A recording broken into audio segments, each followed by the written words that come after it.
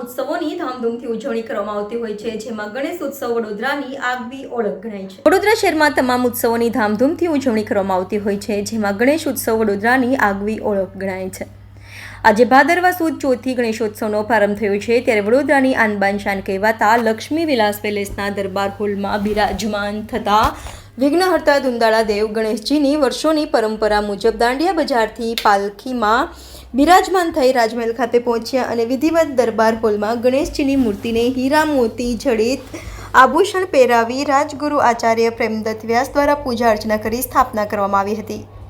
વડોદરા રાજવી પરિવાર દ્વારા લક્ષ્મી વિલાસ પેલેસમાં દર વર્ષે દરબાર હોલમાં ગણેશ ઉત્સવ દરમિયાન ગણેશજીની નયનરમ્ય પ્રતિમાની સ્થાપના કરવામાં આવે છે। આ પ્રતિમા વર્ષોથી વડોદરાના કલાકાર એવા ચૌહાણ પરિવાર દ્વારા બનાવવામાં આવે છે, જેની પાછળ પણ એક રોચક ઇતિહાસ છે। આ વર્ષે પણ ચૌહાણ બંધુઓ દ્વારા તૈયાર કરવામાં આવેલ શ્રીજીની સુંદર પ્રતિમાનું સ્થાપન રાજ દરબાર હોલમાં કરવામાં આવ્યું છે। રાજમહેલમાં બિરાજમાન રાજવી પરિવારના ગણેશજીની મૂર્તિની વિશેષતા એ છે કે ગણેશજીની શંકર ભગવાનના પુત્ર હોવાથી આ મૂર્તિમાં બીલીપત્રનો સમાવેશ કરવામાં આવ્યો છે।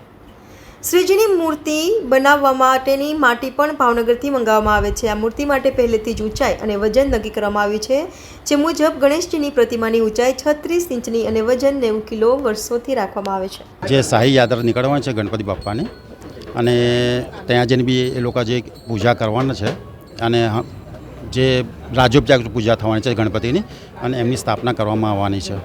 જે 10 દિવસ એમને જે સારી પૂજા થશે, જે કમ્પ્લીટલી જે રજવાડું બી એમના જે રજવા એ છે રાજા બધા એ બધા આવવાના છે, અને એ બી સત્કારથી એ બી પૂજામાં સામેલ થઈને એ બી પૂજા કરવાની છે। 10 દિવસ એમને રાજાને રાજોપચારથી પૂજા કરવામાં આવે છે। દર વર્ષે પ્રમાણે આ વર્ષે પણ આપણે શ્રીજીની પાલખીમાં આપણે બિરાજમાન થશે અને અહીંયાથી પેલેસમાં 11 વાગ્યા સુધી પહોંચી જશે। ત્યાં વિધિસર એમની સ્થાપના થશે।